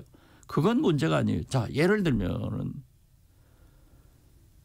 무인기를 보내서 평양에서 오물풍선에 대해서 원점 타격을 연평도에서 자기들이 했지 우리가 했습니까? 그런데 이게 안보상의 문제가 있다? 저도 지금 서해 공무원 피살 사건 때문에 네네. 재판받아요. 네. 네. 국정원, 주시면요. 정보사 전부 해도 검찰에서 그런 안보상 문제이기 때문에 비밀리에 조사해서 공개됩니까? 지금 재판이 수십 번 했지만은 공개됩니까? 심지어 국가안보에 중대한 지장을 초래할 만한 증인은 가림막 속에서 해요. 아무 문제가 없는 거예요. 그런데 그걸 트집 잡는 거예요. 물론 군인들로서는 얘기할 수 있죠. 네. 그러면 우리 안보가 문제가 있다. 저도 있는 거 알아요. 저도 국정원장을 했고 하셨으니까. 청와대에서 5년 근무를 한 사람이에요. 네. 그렇기 때문에 그건 문제가 없다. 네. 그런데 알겠습니다. 6시간 하자는 것. 이게 말이 돼요? 어제 그제 소방청장이 그러잖아요. 네, 이상민 전 의원님. 행정부 장관이 언론사 단수 단전하라겠다. 이런 걸 해야죠. 오늘은 여기까지 들어야 되겠습니다. 더 해요. 박지원 더불어민주당 의원과 말씀 나눴습니다. 고맙습니다. 네, 감사합니다. 잠시 전하는 말씀 듣고 3부로 돌아옵니다. 잠시 후 8시 반부터 일부 지역국에서는 해당 지역 방송을 보내드립니다. 워렌 버핏은 가치 투자, 필립 피셔는 성장주 투자, 피터 린치는 장기 투자. 방법은 달라도 목표는 하나. 성기영의 경제쇼가 성공의 길로 안내합니다. 깊이 있게, 명쾌하게, 지금 이 시대 경제에 관한 모든 것을 알려드립니다. 평일 오후 4시 5분 성기영의 경제쇼와 함께하십시오.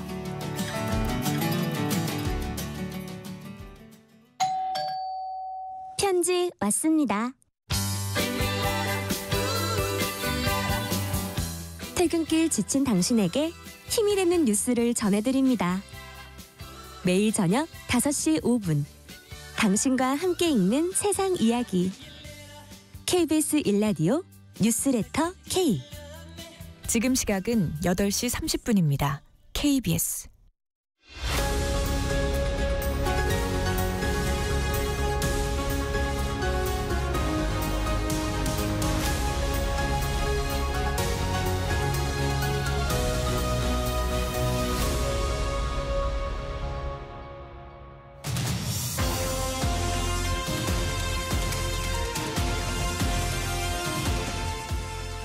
진격의 경제 시간입니다. 기준금리를 결정하는 올해 첫 금융통화회의가 오늘 열리는데 최근 우리 경제 상황을 보면 금리를 동결하거나 내리기도 쉽지 않은 상황입니다.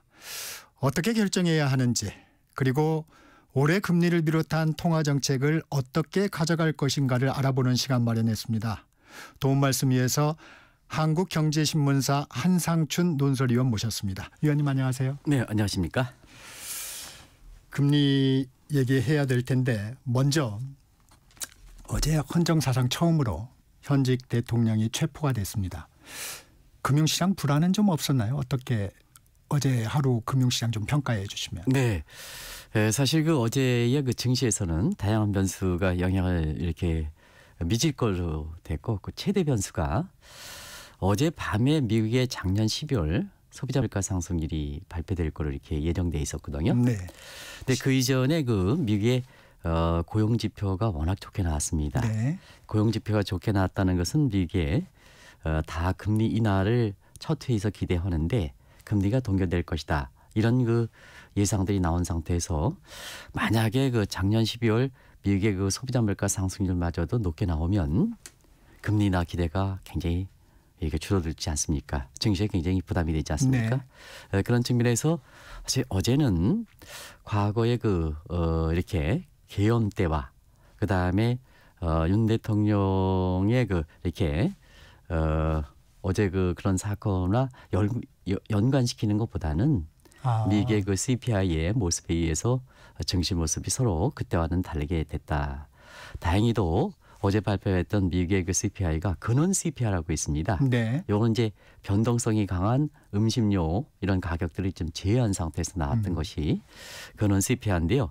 이게 전월 그러니까 작년 11월 보다 좀 낮게 나왔습니다. 그러다 보니까 그렇습니까? 미국 증시가 강하게 반등하면서 오늘 그 국내 증시에서는 좀 좋은 영향이 있지 않겠나 이렇게 보고 있습니다. 그러면 전문가들 예상치보다 물가가 그렇게 높지 않게 나왔군요. 예, 그렇습니다. 그런 것이 이제 미국 증시가 강하게 반등했다 이렇게 보게 됐습니다. 말씀을 미리 주셨으니까 네네. 미국 CPI 먼저 조금 분석을 좀 해주실까요? 좀 더 구체적으로. 네. 이게 그 인플레 지표는 다양한 지표가 있습니다. 네. 그래서 생산자 물가가 있고 소비자 물가인데 이번에 전일날 생산자 물가가 발표됐고 네. 이번에 소비자 물가인데요. 소비자 물가도 다양한 변수입니다. 그래서 일반적으로 소비자 물가가 있고 이 변수에는 각종 항목이라든가 가중시에 따라서 이게 실질적으로 미국의 통화 정책가 잣대가 될 수 있느냐 하는 측면이 논란이 됐었거든요. 왜냐하면 그렇습니까? 통화 정책은 보통 지금의 금리를 변경하면 향후에 한 1년 후에 영향을 미치지 않습니까? 그러면 지금의 노이즈 현상에 의해 가지고 사실 금리를 결정할 때는 나중에 또 큰 실수를 하거든요. 그래서 그 문제를 좀 빼서 근원 CPI라고 했습니다. 네. 요건 이제 통화 정책의 잣대가 되는데요. 그래서 CPI로 볼 때는 좀 몰랐습니다. CPI로 볼 때에는 작년 11월 2.7에서 2.9로 올랐는데 이렇게 나왔으면 큰일 났었죠, 미국 증시가. 근데 통화 정책의 잣대가 되는 근원 CPI는 전월 작년 11월보다 낮게 나왔거든요. 그러니까 사실 피벗에 대한 기대가 이렇게 다시 살아나면서 주가에 반영했다 이렇게 볼 수 있습니다. 네, 국내 금리 상황 좀 알아보겠습니다. 오늘 올해 첫 금통회의 열리게 되는데요. 네네. 먼저 위원님 지금 우리 경제 처한 상황부터 좀 한번 쭉 개괄해 주시면 어떻습니까? 말씀하기 어려울 정도로 굉장히 좀 어렵다는 것은 다들 아시지 않냐 생각합니다. 굳이 경제 지표를 동원하지 않다 하더라도 우리 경제가 어렵다 하는 것은 다들 아실 거로 생각하는데요. 가장 그래도 믿을 만한 한국은행 예측을 한번 보면 네. 올해의 우리 경제 성장률이 한 1% 떨어지지 않느냐. 또 물가도 2% 떨어지지 않느냐. 그리고 우리 경제 성장의 동량인 수출 증가율조차도 1%로 떨어지는 게 아니냐. 이런 쪽에 전망들을 내놓고 있거든요. 지금 둔화되고 있죠. 그렇죠. 수출 증가율도 좀 둔화되고 다행히 올해 들어서 연초에 사실 반도체라든가 이런 수출이 있어서 예상보다는 좀 좋은 모습을 전개되고 있는데요. 연간으로 보면 한국의 전망치가 이렇게 세 가지 지표가 전부 1% 떨어진다. 네. 그럼 어떻게 하겠느냐 하는 측면에서 통화 정책에 대해서 결론을 맺을 수 있지 않냐 생각하고요. 더더욱 문제가 우리 경기를 파악할 때는 지표에서 파악하는 지표 경기가 있고 또 국민들 분들이 실제로 느끼는 체감 경기가 있거든요. 물론 체감 경기는 우리가 양극화 현상이 상당히 심하기 때문에 네. 어느 계층에서 오느냐에 따라서 사실 그 체감 경기가 측면에서 차이가 크게 납니다는 국민 대다수에 지금 소속해 있는 분들은 그것이 체감 경기는 지표 경기보다 더 안 좋은 것이 지금의 우리 경제 모습이다 이렇게 보시됐습니다.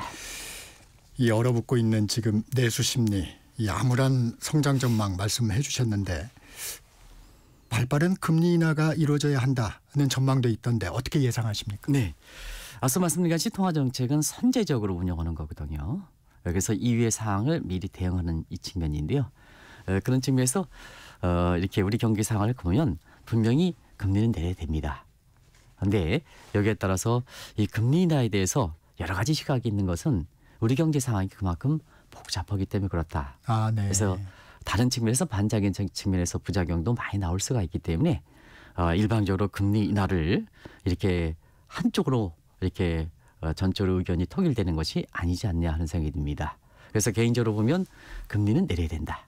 근데 문제는 지금 금리 인하 얘기하는 게 기준금리지 않습니까? 네. 근데 이제 사실 우리 국민들 입장에서는 대출금리라든가 국고채 같은 시장금리가 굉장히 중요하거든요. 그래서 보통 기준금리는 우리 국민 입장에서는 보이지 않는 금리에 반해서 시장금리는 보이는 금리거든요. 그래서 실질적으로 보면 시장금리가 굉장히 중요합니다. 근데 문제는 이 얘기를 말씀드린 것은 미국도 한번 보시겠습니다.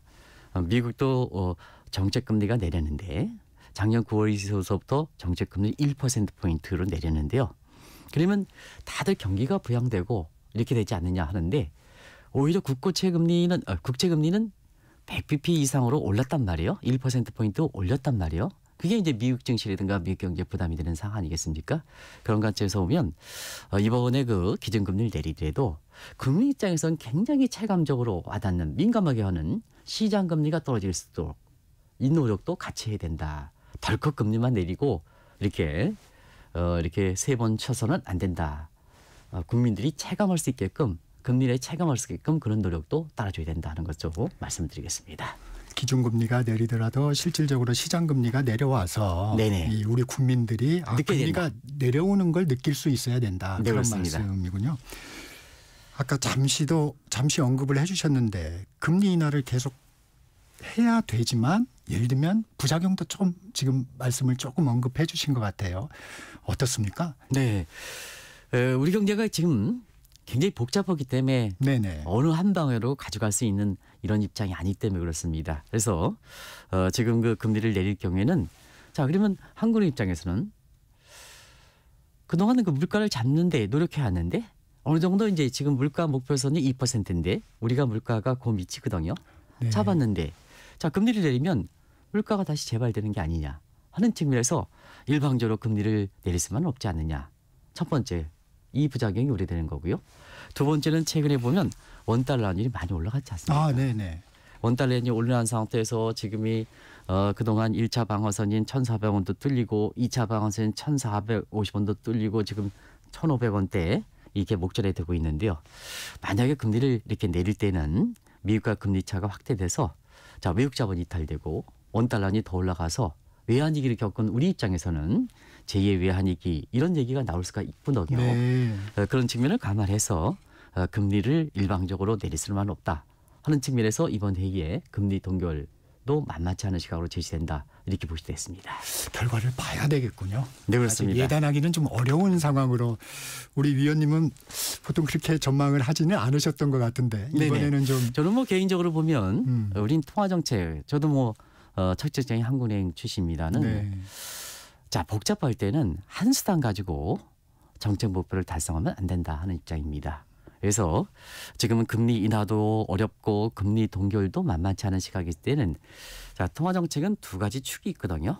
하나는 금리를 내리고 변경하는 정책금리 조율 사항이 있고 시중에 유동성을 공급하는 오픈마켓 오퍼레이션에서 유동성 공급 정책도 있거든요. 네. 그러면 금리 인하에 대해서 국민들이 이렇게 갈등을 이렇게 의견이 된다는 것은 설령 금리 인하 된다 하더라도 서로 의견이 엇갈리면 정책 수용층이 그리를 받아들일 수 있는 자체에서 기반이 이렇게 울퉁불퉁하다면 금리 인하 효과가 제한되는 거 아니겠습니까? 그렇기 때문에 좀 통화 정책의 한 축에서 보면 돈을 좀 공급하는 정책 이거를 좀 분담해서 지금의 상황을 극복하는 게 좋지 않겠나 하는 생각이 듭니다. 정부도 좀 상반기에 돈을 좀 집중해서 쓰겠다는 입장하면 좀 궤를 같이 하는 거 아닌가요? 네, 그렇습니다. 그래서 정부 입장에서는 작년에 우리나라 예산안이 좀 감축으로 이렇게 됐지 않습니까? 그런데 워낙 우리 경제 여건을 보면 경제 정책에서는 두 가지 여건이 있거든요. 하나는 재정 정책이 있고 지금 말씀하신 대로 그다음에 통화 정책이 있는데요. 우리 것처럼 이렇게 우리 상황에 놓일 때는 정부의 이렇게 주도에 의해서 경제가 이끈다는 측면에서 보면 재정 정책 역할이 굉장히 중요합니다. 그래서 지금 추경이라든가 정치적 관계없이 우리 경제 상황을 감안할 때는 좀 추경을 좀 편성해서 우리 경제의 회복을 좀 도모해야 되는데요. 지금의 우리나라의 입법 구조, 야소 여대 입법 구조라든가 또 예산 여소야대죠. 그러니까 여소야대요. 그러니까 저는 야대 여소라고 이렇게 얘기했는데 사실 또 예산안이 확정한 지가 얼마 안 됐기 때문에 당장 추경을 편성하기도 좀 그런 측면이 있습니다. 그러니까요. 그런 측면에서 보면 통화 정책에 좀 더 큰 역할을 해야 되는데 통화 정책도 금리 문제 관련해서 여러 가지 논란이 있으니까 좀 돈을 공급하는 이걸 좀 양적완화라는 표현을 쓰는데요. 돈을 공급하는 이런 쪽으로 좀 우선순위를 좀 둘 필요가 있지 않냐 하는 생각이 듭니다. 한미 금리 차가 이제 금리를 인하했을 때 벌어지는 문제도 아까 잠깐 언급은 해주셨는데 그런 우려는 좀 없을까요? 네, 우리나라에서는 묵시적으로 미국과 한국과의 금리 차가 1.5%포인트만 벌어지면 외국 자본이 이탈하고 환율이 올라가고 우리나라 문제가 있는 것처럼 얘기하는 것 같아요. 이번에 금리 인하에 대해서 반대하고 금리 동결을 하는 시각도 그런 측면인데요. 사실 우리나라는 국제적인 지위가 선진국이 아니고 포트폴리오 상에서는 모건 스탠리 지수에서 보면 우리는 선진국 예비명단도 탈락해서 신흥국지입니다. 그러면 신흥국지에서 경제 여건이 나쁠 때와 그다음에 금리 차가 벌어질 때 외국 자본이 이탈 문제는 어디에 더 민감할까 하는 측면에서는 우리 경제의 펀더멘털에 더 민감합니다. 체력이 안 줄 때는 금리 차 문제보다도 더 우리 자본이 이탈하거든요. 자, 그러면 지금 동일한 상황이 놓여 있습니다. 우리 경제의 여건이 안 좋아서 외국 자본이 이탈한 측면이 있고 미국과의 금리 차가 벌어져서 이탈한 측면이 있다. 그러면 어디에 우선순위 들까? 우리 경제의 몸부터 회복시켜야죠. 펀더멘탈부터 축소해야죠. 그러면 우리부터 몸부터 펀더멘탈을 축소시키면 건전화가 시키면 금리 차도 축소할 거고 외국 자본도 이탈을 막을 거고 원달러도 안정시킬 수 있는 거 아니겠습니까? 그래서 우선순위 측면에서는 금리 차 초점을 둬서 우리 경제를 더 어렵게 하는 것보다는 우리 경제를 살려서 금리 차도 축소시키면서 환율도 안정을 가져가는 것이 정책의 우선순위가 아닌가 하는 생각이 듭니다. 이 문제도 영향이 있는지는 몰랐는데 우리 금통위 회의가 미국보다 먼저 시작하고 매년 또 먼저 끝난다는데 이 부분이 좀 문제점이 있는 부분이 있나요? 네. 과거에는 우리가 이제 금통위는 매월 한 번씩 열렸었죠. 그래서 1년에 12번 열렸는데요. 이걸 이제 미국의 중앙은행 페드를 쫓아가는 과정에서 페드는 1년에 8번 열립니다. 그래서 8번으로 축소하는 과정에서 한 가지 크게 놓친 것이 하나 있습니다. 자, 보면 세계적으로 보면 미국 중심의 체제가 되는 상태에서 미국의 중앙은행을 세계 중앙이라고 하고 그다음에 미국의 페드 총재를 세계 경제 대통령이라고 하지 않습니까? 그렇죠. 그럼 주도력이 거기 있다는 얘기입니다. 그러면 주도력이 있으면 우리 것처럼 이렇게 미국 경제에 영향을 많이 받는 입장에서 이렇게 보면 좀 이렇게 미국 경제의 금리 결정 상황을 보고 우리가 대응해 나가는 것이 대응이어서는 쉽습니다. 그런데 우리가 8차례 축소하는 과정에서 이번이 올해 첫 회의지 않습니까? 그런데 올해 첫 미국의 중앙은행 회의는 28일서부터 양일간 열리거든요. 그러다 보니까 우리가 먼저 금리 인하냐 동결이냐 할 때 나중에 또 페드가 하지 않습니까? 그런 측면에서는 대응력이 좀 부족하지 않느냐. 그리고 결정적으로는 것은 마지막 회의가 우리가 11월 달에 끝나고 미국이 12월 달에 끝나거든요. 그러면 연말연시라는 것은 각종 계획과 관련돼 있기 때문에 사실 미국의 중앙은행 입장을 좀 보고 우리가 결정하더라도 경제 주체들한테 불확성을 좀 줄여준다 하는 측면에서 모든지 그렇지 않습니까? 큰 분이 결정을 해야 나중에 이렇게 쫓아가는 거 아니겠습니까? 네. 어떤 사람들 같은 경우에는 우리 경제에 그만큼 약화된 거냐? 아직 그게 현실이기 때문에 그렇습니다. 그런 네. 것을 좀 검토할 필요가 있지 않냐 생각합니다. 네, 오늘 여기까지 듣겠습니다. 지금까지 한국경제신문 한상춘 논설위원이었습니다. 고맙습니다. 네, 고맙습니다. 정적시사 듣고 계신 지금 시각 8시 45분입니다. 네, 먼저 고속도로 상황입니다. 경부고속도로 서울 쪽으로 북천안 부근부터 정체고요. 경부 동탄터널에서는 현재 작업을 하고 있습니다. 수원에서 막히고요. 달래내 고개에서 반포까지 밀리고 있습니다. 반대 부산 방향인데요. 반포에서 서초까지 천천히 가고요. 신갈분기점에서 수원, 남사제니 부근에서 밀립니다. 천안분기점에서 목천까지 정체고요. 목천 부근 진출로 2차로에서는 화물차 사고 났습니다. 현재 처리하고 있고요. 영동고속도로 강릉 쪽으로 서창분기점에서 월곶분기점, 둔대분기점에서 북수원까지 막힙니다. 용인에서 양지터널까지 어렵습니다. KBS 교통정보센터에서 정현정입니다.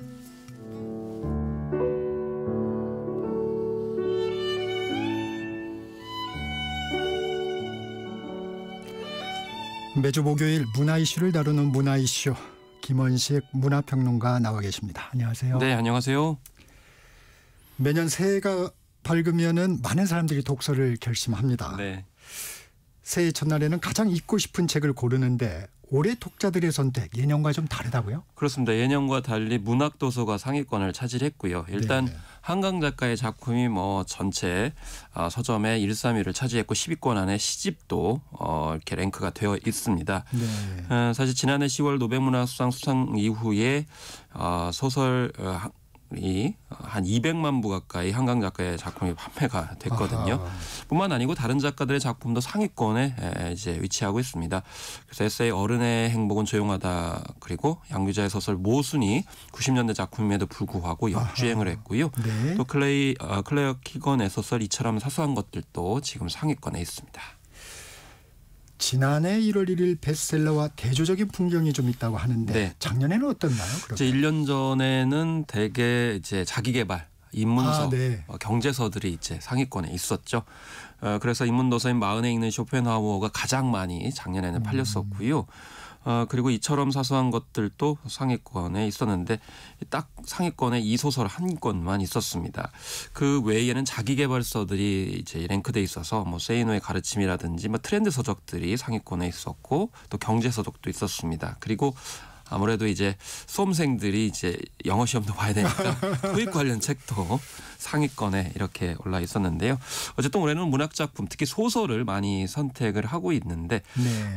개학 전에 또 읽어보겠다라는 또 학생들도 많기 때문에 네. 아마 1, 2월에는 한강 작가의 책이 강세를 보일 것이다라는 서점 관계자들의 이야기가 있었습니다. 평론가님은 이 바람직한 걸로 보시죠? 일단은 한강 작가의 작품뿐만 아니고 다른 소설까지도 관심이 이제 모아지고 있기 때문에 이런 점에서는 좀 더 바람직하다고 생각이 들고요. 네. 한편으로는 요즘에 한강 작가의 효과가 좀 많이 확산되고 유지돼야 된다 이렇게 얘기를 하는데 대체적으로 그러면서 책 읽지 않는 국민들의 독서율을 많이 언급하는 경향이 있어요. 근데 네. 저는 거꾸로 국민들이 읽을 만한 책이면 읽지 않겠는가. 그래서 작가들을 좀 많이 발굴하는데 집중을 했으면 좋겠다라는 생각을 해봅니다. 네. 한강 설명서, 한강 해설서 열풍을 이어가는 모양새라죠? 네, 그렇습니다. 사실 한강 작가는 50대이기 때문에 이제 작가의 어떤 그 이력으로 봤을 때는 젊은 축에 속하고 이게 노벨문학상 수상 과정에서 나이가 많이 언급이 됐어요. 그리고 여전히 작품 활동을 하는데 해설서가 나온 게 좀 이채롭습니다. 근데 막상 책을 구입하거나 빌려 보셨을 경우에 어렵게 느껴지셔가지고 포기하시는 경우 있고 당황하시는 경우도 있잖아요. 네. 이런 상황 속에서 노벨상 특수를 이어가기 위한 출판계 시도가 맞물리게 되면서 이런 해설서들이 많이 나오고 있습니다. 예를 들면 한강 작가의 단편 소설을 비롯한 여러 작품을 다 같이 리뷰하는 경우도 있고 대표작인 소년이 온다나 작별하지 않는다, 채식주의자 같은 핵심적인 책들만 해설한 경우도 있습니다. 그리고 이제 인생 전반, 문학 세계 전반을 소개하는 경우도 있고요. 한 작품만 꼭 집어가지고 하는 책들도 지금 현재 있는 그런 상황인데 어쨌든 이렇게 한강 작가에게 어렵게 이제 다가갈 수 있는 점이 있는데 이런 점을 해설해 주는 것 뭐 필요해 보이긴 합니다. 반가운 소식이네요. 네. 올해에도 한강 작가를 비롯해서 세계적으로 주목받고 있는 한국 작가들 신작 연이어 출간될 예정이라고요? 네, 그렇습니다. 그렇기 때문에 일단 좀 힘을 받을 것 같다는 생각이 들고 일단 한강 작가도 이 3부작의 완결을 마무리해가지고 이제 올해 작품을 이제 낸다 이렇게 얘기를 하고 있습니다. 바로 눈 3부작을 마무리하겠다 이렇게 밝혀서 새로운 작품을 읽기 원하시는 한강 작가의 팬들이 좀 기대할 것 같다는 생각이 들고요. 또 황석영 작가도 신작 할매를 곧 발표할 예정입니다. 네. 이게 전북 군산에 이 세종 5년경에 심어서 600년 이상 된 팽나무를 소재로 해서 한반도의 질곡의 역사를 전할 그런 작품인데요. 지난해 4월에 기자간담회에서 할매를 소개하면서 이 작품으로 노벨문학상을 받고 싶다라고 애정을 표하기도 했는데 사실 이제 한강 작가가 이렇게 수상을 한 그런 상황 속에서 약간 개면쩍게 됐는데 어쨌든 네. 신작도 이렇게 이제 부각이 되고 있는데 사실 황석영 작가는 철도원 3대를 통해서 부커상 인터내셔널 최종 후보에 올랐거든요. 네. 그렇기 때문에 할매도 아마 세계 문학상에 많이 언급이 되지 않을까 이렇게 예측을 해봅니다. 탄탄한 팬층을 지닌 중견 작가들의 소설집도 잇따라 출간된다고요? 네, 그렇습니다. 지난해 이상문학상과 김수홍문학상을 수상한 조경란 작가도 9번째 소설집을 보이는데 총 7편의 작품이 수록될 예정이고 또 정희연 작가도 9년 만에 소설집을 들고 나오고 또 작년에 장편 소설을 냈던 김혜란 작가도 8년 만에 소설집을 발표를 합니다. 김숨 작가의 연작 소설집 무지개의 눈은 5편의 독립적인 이야기인데 시각장애인의 관점으로 말하는 작품으로 독창적인 구성이 지금 현재 화제가 되고 있습니다. 정보라 작가 그 소설집 너의 유토피아가 한국 소설 최초로 세계 3대 SF상 중 하나로 꼽히는 미국 필립 K 딕상 후보요? 네. 여기에 올랐다고요? 그렇습니다. 이 한국인 소설가가 한국어로 쓴 작품이 3대 SF 문학상 후보에 오른 것은 이번이 처음입니다. 너의 유토피아는 2021년에 출간된 소설집 그녀를 만나다의 개정판이고요. 총 8편의 네. 소설을 담고 있습니다. 이 전염병으로 인류가 떠난 이 황량한 행성에서 고장난 휴머노이드를 태우고 배회하는 스마트 자동차의 이야기를 다루고 있는데요.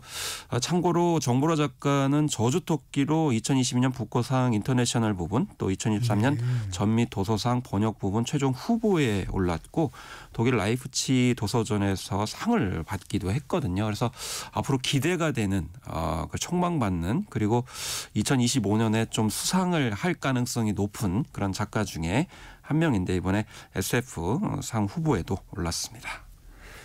정보라 작가 지금 말씀하셨는데 연세대를 상대로 제기한 소송에서 일부 승소했다고요? 그러니까 연세대에서 11년 동안 시간 강사 활동을 했거든요. 네. 그래서 연세대를 상대로 낸 퇴직금 수당 지급 소송에서 강의 실수의 3배에 달하는 시간을 소정 시간으로 이렇게 판단을 받은 겁니다. 그래서 네.